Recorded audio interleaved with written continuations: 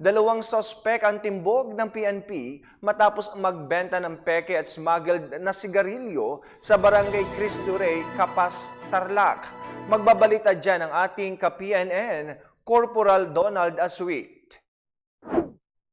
Dalawang suspect, kalaboso ng Tarlac PNP matapos magbenta ng piki at smuggled na sigarilyo sa Barangay Cristo Rey, Capas, Tarlac.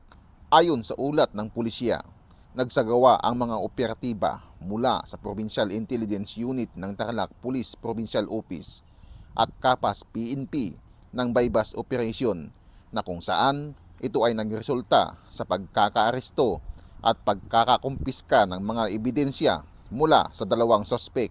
Nakumpiska ng mga operatiba ang 56 na rim ng mga piking sigarilyo na tinatayang nagkakahalaga ng 60,000, 2 pirasong 100 piso bill at 3 piraso ng piking sigarilyo na ginamit sa bypass operation. Ang mga naarestong sospek at nakumpiskang ebidensya ay kasalukuyang nasa kustodiya ng Provincial Intelligence Unit ng Tarlac Police Provincial Office para sa wastong disposisyon.